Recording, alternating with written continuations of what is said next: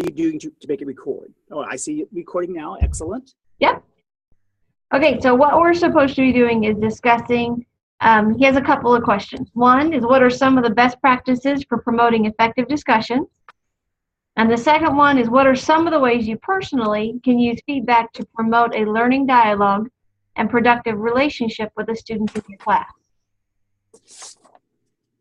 So, number one, for me, what I think are some of the best practices for promoting effective discussions is open-ended questions. Yes, if you ask a closed-ended question, all you get is one or two words, except for those kids who just really want to talk. Right. Creating an environment where discussion is permitted and contrary and opposing viewpoints are permitted, and even being a devil's advocate is perfectly allowed. We'll talk about that. There aren't any ad hominem, no personal attacks, and that we came as friends, we're going to leave as friends at the end of the discussion is important. Yes. And I think that it's important that the instructor act as I hate to use it for this class because it's called online facilitator, but as a facilitator or a moderator. Yeah. So that you're, with one or two questions, maybe leading the discussion. So they'll come on and say their points, and then you can have some feedback and say, I agree with you here. What do you think about this? Or yes, that sort of thing. Because you can change the discussion in another direction. You can clarify it, and sometimes you can calm it down if it needs to be by you're talking. You can change the pace, and sometimes if you're not real involved in the discussion, you can kind of see that, that this person really wanted to discuss, but each time she starts, somebody else interrupts. You can kind of point that out and allow that person. When you watch Sally, for example, when she starts to talk, she takes her a while to speak up. So if you notice that her starting, give her a chance that she hasn't spoken very much. Right. Rather than saying, and Sally, what do you think about this now? Because you don't want to put kids on the spot. Absolutely. Well, and I think I never did.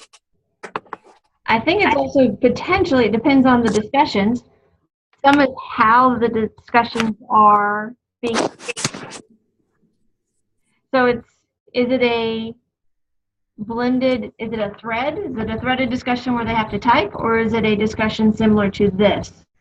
And I think on a format like this, meaning the Zoom meeting, that it would be good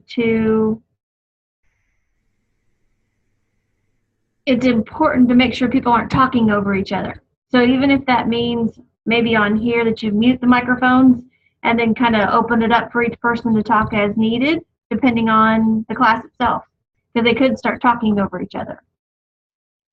And if two people talk at the same time, does the system carry through the voices, or should we try that? Well, I've seen it in other stuff. Yes. And yeah, talking, it ends up cutting one out and not doing the other one quite as much. So it's an interesting, because I haven't ever used Zoom before. I've used GoToMeeting and I've used some other ones. Yeah. And on my iPad, all I see is your picture and my picture. I don't see any way to control cutting off microphones. Well, I think that since I am the person in charge, I have the ability to do it. I do. Okay. I have the ability to change some of that. Because watching the presidential debates, I thought, well, one way to keep them from interrupting is you turn off their microphones. Right. And I know that when I was setting up the meeting, it gave the option. I'll have to look at that again because I didn't notice that. Set mine up. I think that you and I have proved that we can do this. And we can record We proved that you can do this. Good job, Christy. So I'm going to stop recording. Okay. And then we'll switch to, you go ahead and get your laptop up and running, your regular laptop from home. Well, I didn't bring that. I just have my MC and I'm going to see what's going to happen playing this with my iPad and stuff. And we'll find out that. I was pretty sure he said that with the iPad, it won't let you record. Yeah. And that's why I had the desktop up, because I'm hoping I could do it from there. So I'll do some experimenting in the next 15 minutes or so. Okay. So I'm going to go ahead and hit stop, and you experiment a little bit and holler if you need me, and otherwise I'll just show back up following your link at 3:30. Okay, thank you, Christy. Okay, thanks.